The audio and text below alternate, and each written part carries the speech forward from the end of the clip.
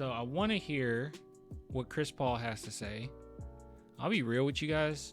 You seem to not care what our coach Mitch Johnson ever has to say. But I care. So we're going to listen to him. Let's do the authenticity, okay? I like this footage, all right? This is authentic. It's like we're there. We don't need all that professional stuff. All right, let's listen. The importance of Chris Paul down the stretch. Taking over, what did you see from Chris during that period? I thought he was aggressive. 3-6 Mafia fan? No, I'm not a 3-6. I mean, I liked 3-6 Mafia as a kid, but like, I wouldn't consider myself a fan. I was always DMX was my favorite rapper, and then it was Eminem, and Ludacris. Those were like my top three. Now Eminem is my favorite, but yeah, no, 3-6 Mafia was not. I played them. I listened to them, you know. Project Pat, all that good stuff. Thought when the game was in the balance, and I thought he. Lil White was really good. Saw the moment to kind of take hold of it and take charge, and he did that. Juicy J. Yup. What'd you tell your team at halftime, coach, to get him back Lil Chrome. You guys don't know anything about Lil Chrome. defensively and Beep. Yeah, that's my fire. I'm gonna get a battery for it. Okay. back in sync? I didn't think we came out with good energy. I didn't like our reactions to some of the things that happened in the first half, the body language. Bok, bok. Chicken. Confidence or lack thereof, it felt like we're indecisive. Give Utah credit for that. Obviously, they're well coached and they came out playing with a lot of pace, but I didn't like how we reacted to some mistakes. And it felt like we had some actually better moments than it probably felt like, and we kind of felt like we poked ourselves in the eye a couple times. We had to, get a turnover and dribble off our foot, or we missed a layup, they come down and get a bucket off that. And I thought we did a good job of regrouping in the second half and keeping it together. What did you think kind of turned it for you guys in the third quarter? Oh, this is a question that somebody had in the chat. They were like, "What do you think happened in the during halftime?" Let's see. Mike Jones. Guys, you're mentioning people that aren't even from Memphis. Mike Jones isn't from Memphis, is he? Bone Thugs? Not from Memphis. I gotta look this up. I'm pretty sure I'm from Memphis. They're not from Memphis. At the end of the third quarter, especially. I think we just kind of stuck to the script, played with a little bit more energy. Felt like we were trying there in the first half to do things when we just needed to play. And Mike Jones is from Texas. Yeah, and Bone Thugs from Cleveland. Yeah, why are we bringing them up? And when it wasn't, pass it and just guard. Don't try to stop everything. Don't try to get a 12-point play because we got it in the hole a little bit. Just some of the simple, solid basketball things that we've been talking about. I feel like Charles sparked something in that stretch too with his defense. For sure, his energy's been great. I thought that second group definitely, Keldon, Trey, they had some moments there where just you felt that little bit of an uplift, and I think everybody fed off that. Wait, hold on, say that again. You felt definitely, for sure, his I feel like Charles sparked something in that stretch too with his defense. For sure, Charles Bassey sparked something. I'm telling you, he's gonna start getting minutes, legitimate minutes. His energy's been great. I thought that second group definitely, Keldon, Trey, they had some moments there where just you felt that little bit of an uplift, and I think everybody fed off that. Heck no. Nah, someone said Mitch looked like Steph Curry's daughter. I'm dead. Did you say that? I think you said that. St. Charles has earned some more court time even after Victor's back. Yeah, I think... He said Keldon and Trey? Yeah. No, the question was about Bassey. I'm not crazy here. Hold on. You guys gaslight me? His energy's been... Charles sparks. Just some of the simple, solid basketball things that we've been talking about. I feel like Charles sparked something in that. Do you feel like Charles sparked something in that stretch? For sure. His energy's been great. I thought that second group definitely, Keldon, Trey. Yeah. They had some moments there where just... Yeah, this is what I'm talking about. When the Spurs are down, he's perfect. You know what I'm saying? Like that's what I'm saying. He's perfect. Keldon is perfect when the Spurs are down and they need a spark. He's perfect for that. It's just the problem comes when you're constantly playing like we're down. You got to slow down at the end of games. Felt that little bit of an uplift, and I think everybody fed off that.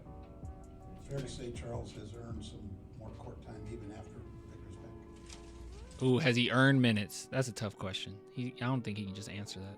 Yeah, I think there's probably multiple people. We got, a few guys out and a few guys stepping up, so I think hopefully the depth will be something that we're going to hang our hat on. Mitch, you think these two victories tonight and against Oklahoma City are two that you can look back on later and really appreciate? I mean, you had odds against you in both of them in different ways. I think you always want to build upon previous games. Hopefully you take away something even from the losses, but I definitely think we've showed ourselves a little bit and now can hold ourselves accountable to some of the good stuff that we've shown the last two games for sure.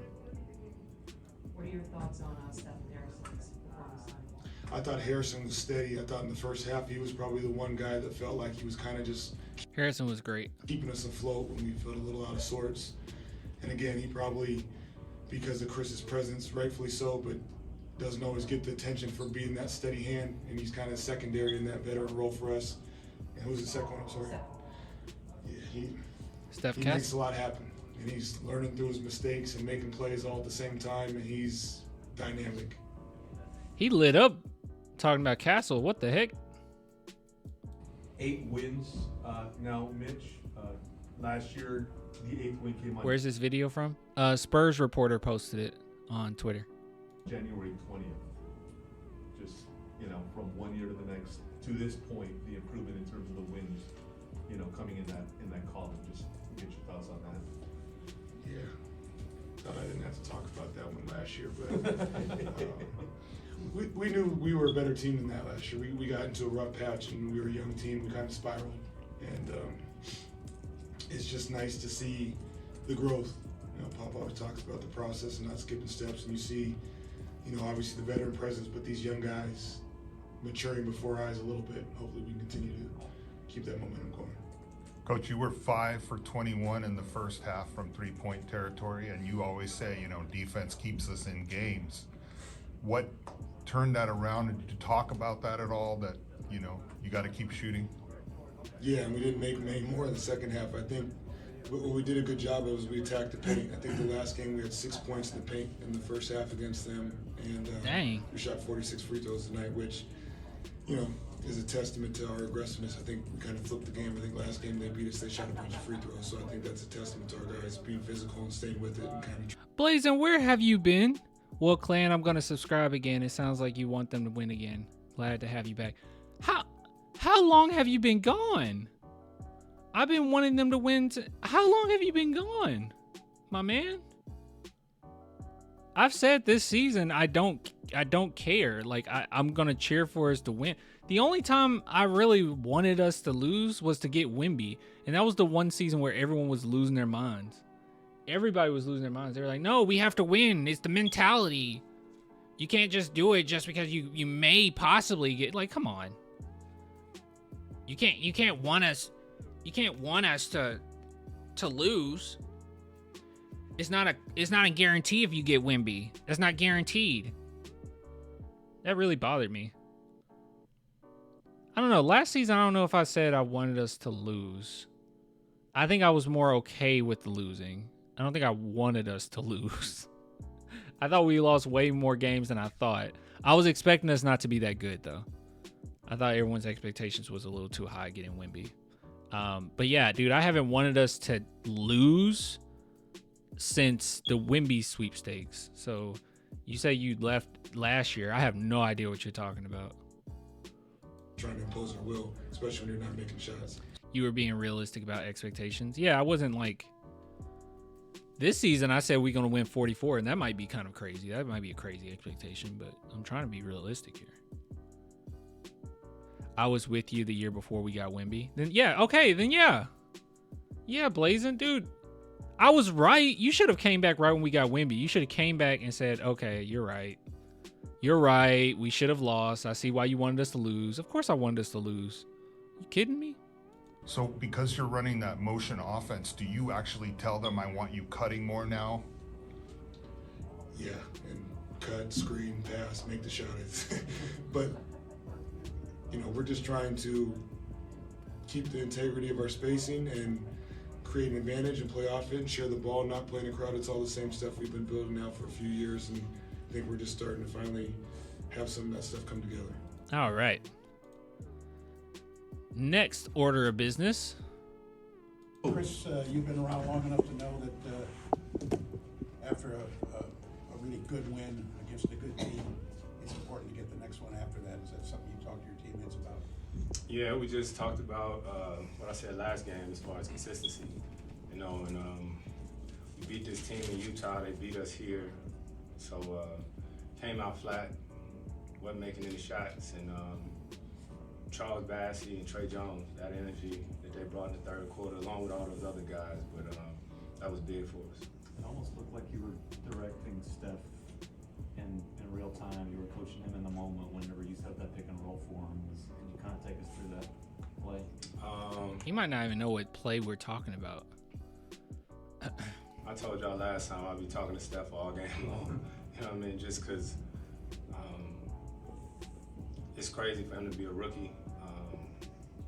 I'm so confident when he's on the court. You know, like when the ball is in his hands, I know what he's capable of now. That's huge, guys. I know I emphasize this a lot. That is huge coming from Chris Paul. Do you know who Chris Paul is? For him to say that he's comfortable when the ball is in Steph Castle's hands is crazy.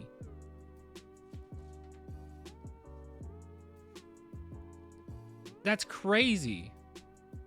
It's one of the greatest ball handlers of all time. One of the greatest maestros of all time. For him to give that type of praise is insane.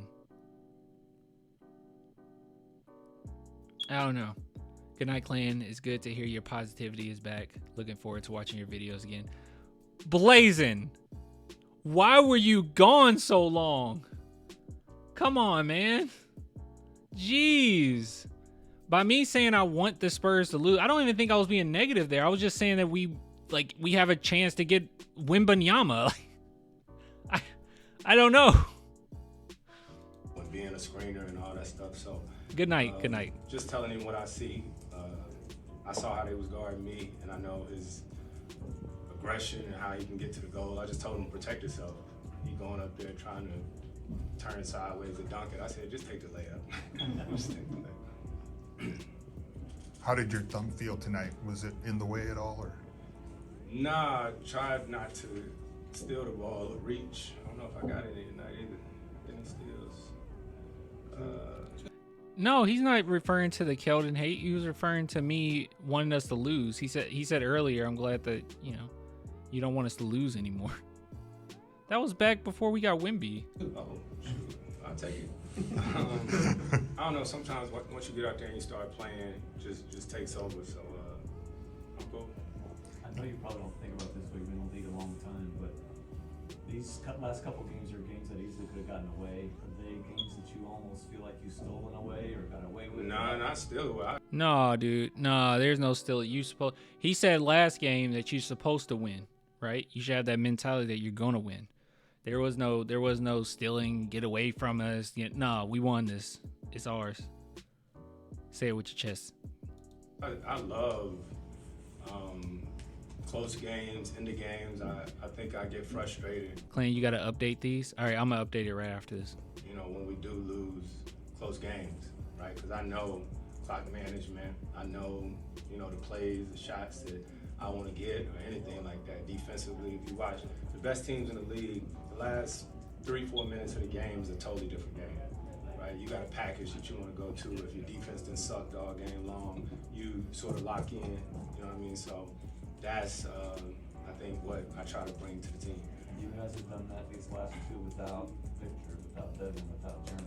Is that a sign of progress too, that you're figuring it out? I don't know. In this league, as you see, it's a lot of injuries around the league, games now. You don't know who's going to play on any given night. I think we just all got to, just pay attention to little things because it's going to look a lot different when different guys get out there and we just figure it out. Kudos to the reporters because I have no idea what I would ask Chris Paul. It feels like no question would be a good question for Chris Paul. I don't know. got Golden State coming in next. I'm just curious your thoughts on your year there. Did you enjoy it? Did you have a good time? Yeah, it was interesting. You know, I think it was dope for me to get a chance to peek behind the curtain, right? I played against them guys so many years when I was with the Clippers, Houston. I've known Steph for forever, since high school. Dre, got to know him really well. Clay, who I talk to pretty often now, you know, I think I got to make some relationships with guys that I would have never probably had I not played on that team. So I'm grateful for that. You know what I mean? So yeah, everybody in the organization was first class too. So grateful. Do you remember the game you had against the Spurs last year, where you kind of stole one from them in the fourth quarter? No. No? I bet they do. Yeah. No. Last year is a blur now. Yeah. No. Chris, you've been in situations before where you've joined a young team and you've helped them improve immediately. The Spurs didn't win their 8th game last year to January 20th. Having Chris is paying dividends already. It really is, bro. It really is. You already see the improvement. I mean, we talked about this before, like before the season even started, that the big thing about having him is these close games. I totally expect the Spurs to win every single time, especially if you end up having Wemby back, healthy Sohan, healthy Vassell. There's no reason to lose any of these games because our defense is that elite, and he's a finisher, right? Him and Steph Castle. So it appears, it's early, I know, but you appear to be on track. The team has to be doing that same thing with you on board. Just any thoughts on that? I don't know. You know, I think from day one, just the way we approach things during the summer, the way we compete and practice, everything. We play cards on the plane. If it's Connect Four, if it's ping pong, whatever you do it to win, right? And so it's competitive guys in that locker room, and like I always say, I'm just grateful to be able to teach, help however I can. Thanks, Chris. Yep. And by the way, just to give some praise to Keldon, because, you know, you guys say I don't. I do think Keldon is a winner, okay? I do think that Keldon is a winner. I just think that going 150 miles per hour and playing as if we're behind constantly is an issue. But I just want to throw that out there. Because when Chris Paul said that, you know, everyone's a winner on this team, everyone competes, I do agree with that. Obviously, he's a winner. Obviously, he wants to win. He plays hard. All right. Let's listen to Castle. Really just playing with more energy. I feel like we came out kind of sluggish. That's how they kind of jumped on us in the first half. So just bringing our energy from our bench, you know, just bringing that to the second half, and, you know, just really trying to fuel us to, you know, cut the lead. When Chris called for that screen from you, did you know you were going to get a layup out of it? I thought he just wanted to switch. I mean, he had it going at that point, so I was telling him to go at him. So when he called for me, I thought he was just getting a switch, but I mean, he just manipulates games like that. So I mean, I'm not really surprised with the pass, honestly. So on a play like that, when do you see what he saw? Because he clearly saw that right away, didn't he? Yeah, I kind of saw it once I got the angle. I mean, once I saw my man kind of release off of me, I kind of knew. Because, I mean, it's something that I wouldn't say that we work on, but we do it a lot, very, very frequently. So, I mean, once I got the angle, I knew I would have been open on it. I love that he actually answers questions. It's kind of nice. Maybe we should just listen to Castle every single time. Because you can tell that even Wemby is getting a little tired about questions sometimes. You know? But Castle actually, like, answers it. Chris Paul answered to this. Bleh. Does it almost feel like Chris can see the future a little bit on the court? A little bit. I mean, he's been doing it for a while now. Just orchestrating offenses, you know, picking off corners, just doing really everything to, you know, get whatever team he was on the best shot. So, I mean, like I said, I wasn't really surprised by what he did tonight. How quickly This dude's a robot, bro. did you learn when you all got in the gym together, like over the summer or early in the fall, whatever? How quickly did you learn that he might be able to see the future? That you got to be ready for anything? Really right away. Yeah.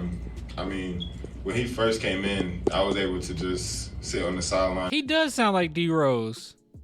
That's crazy. We got a coach that sounds like a mixture of Steph Curry and Doc Rivers, and we have a player, upcoming star, that sounds just like Derrick Rose. That's crazy.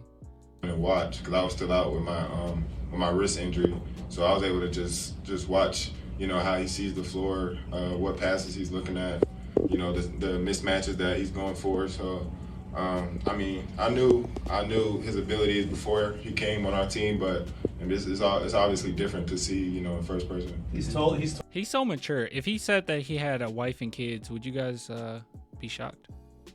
I wouldn't be shocked. told us he hopes you don't get tired of him just being in your ear talking all the time. You're not gonna get tired. Cameraman. No, definitely not. Cameraman. I mean, everything he says is valuable. So there you go. I mean, him just being another coach on the floor for us, and me especially. I mean, it's only helping me. So. Did you see the stat that of starting backcourts in NBA history that you have the second biggest age gap between you and Chris? That's the right thing. It was De'Aaron Fox and Vince Carter at Sacramento had a slightly bigger one, but. Whoa! I didn't know that. Zooming on the pineapple. I mean, really, he was really intrigued by that. I didn't know that. Did you guys hear that? We have the largest age gap amongst a backcourt between him and Chris Paul. That's crazy. Guess it's not that surprising because Castle is so young and already getting the start. Does he feel like that much older than you? I don't know how to answer that. He looks over you. You don't think about this as a really old guy playing next to you? No, I don't see him like that. It's not like they call him Uncle. You know, Harrison Barnes, before he got here, had settled in Sacramento, and he told me he was more focused on his efficiency whenever he would get the ball. But early on in his career, he was like the... Yeah, I guess it's like a crazy rarity, right? Like how old Chris Paul is starting versus how old Castle is starting. That's just super unheard of. We might not see this again. Yeah, we might legitimately not see this again. That just doesn't really happen. First off, a player getting to the age of Chris Paul to continue to play and be a starter in the NBA, and then a rookie coming in to, yeah, we might not see this for a while. Go-to guy, the scorer, the number one recruit in the country. He seems to be resurging in that sense, you know, like you guys are finding him, and he's... Parker was young when he started. But as far as a backcourt, I don't know. That's very specific too, you know. Cutting and he's scoring. Yeah. Is that something that you guys have done by design, or are you just happening to find him? I mean, I feel like that's really just all HB, honestly. His IQ is through the charts. I mean, he knows where to be on the floor, when to cut, you know, where the space is open for him to get an open shot. So just us being able to, you know, touch paint and, you know. That is who he looks like. Dude has dead stare like 03 T.I. I was thinking this for like weeks. Who does he look like? Yeah. He does look like T.I. Contract defenses and, you know, be able to kick out to him. I mean, he's a knockdown shooter, so for a guy like that to be that smart, knowing when to cut, offensive rebounding for us, really just doing everything on the court. So, I mean, to answer your question, I mean, it's not really like, it's not like it's designed for him to go out and, you know, have nights like that. But I mean, that's just the kind of player he is. So. What's it like seeing Charles Bassett just protecting that paint? I'll show you this. Yeah, I mean, I think I said it the last time. I mean, it's not like a surprise to us. I mean, we see it all the time in practice. So, you know, I'm just happy he's getting the opportunity to go out and show it against teams. I mean, just the energy that he brought in the second half, I think really helped us, you know, crack into the lead and, you know, eventually take it. So. With Charles, do you have that same sense you have with Victor, that there's a safety man back there that can clean up any mistake for you guys? It's a little different, but I mean, I have a lot of trust in Charles to go clean up some shots for sure. Stephen, your sense of not shying away from moments down the stretch in close games, that just part of your general makeup? Have you always had that? Does some of that come from playing on the stage you played on last year? Just Rose, wondering cars, where that and comes clothes. from so early in your NBA career. That's how all my partners roll. I don't know, honestly. I mean, I've always been super level-headed. You know, not too high, not too low. I mean, I've never shied away from the big moments. So, I mean, I've been in a lot of them at this point in my career. I mean, not a lot of people can say that, but I've been in a lot of close games down the stretch. You know, just learning how to execute, just really stuff like that. So, I feel like, I mean, it's kind of cliche for me to say, but the experience that I have in those you know, close game moments have really just boosted my confidence. Where did you learn that from? Just the ability to move on to the next play and stay even killed. Was that in you, or did you learn? Well coached and also part of his personality. He's an even keel type of guy. From someone at an early age? I'll say probably my parents. They kind of instilled it into me at a young age. My dad coached me a little bit when I was young, so you know, not hanging my head on plays, not getting too high when, you know, I'm playing good. I mean, because, you know, anything can happen. Every game is different. So, I mean, and you know, games aren't, you know, decided by one possession. So, just going out there and, you know, just trying to win the game, not focus on one play. Thanks, Steph. Yep. Good stuff. Good stuff. Shout out to Spurs Reporter for posting this. And also, guys, just thought I'd bring this up because Spurs play on Saturday, so no need to make this a extra segment. Let's just add it to this one. Some cool stuff that I saw. So let me show you this. I think I might have liked it. Hope I liked it. Here we go. All right, so ESPN's best big threes in the NBA. So you got the top 30 here. And look who's on the list. At number 16, ESPN lists Wemby, Devin Vassell, and Steph Castle as the best big threes in the NBA. Highly disrespectful to Sohan, mind you, because Vassell hasn't played. But we're on the list nonetheless. I guess that's cool.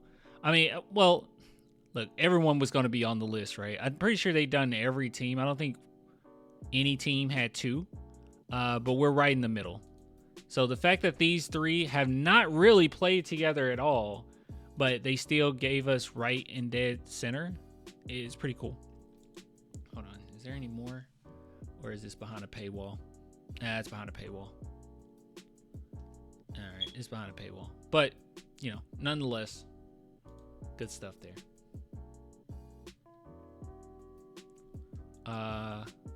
Halliburton not better than them. Keep in mind, which I don't know how they play quite a bit together, haven't they? Halliburton, Siakam, and Mather. Well, if Vassell and Castle have not played together that much at all. I mean, Vassell only played like 3 games, right? So it is what it is. Give it some time. Give it some time. The fact that we're in the middle is crazy. Ending segment. Good stuff. I need some water.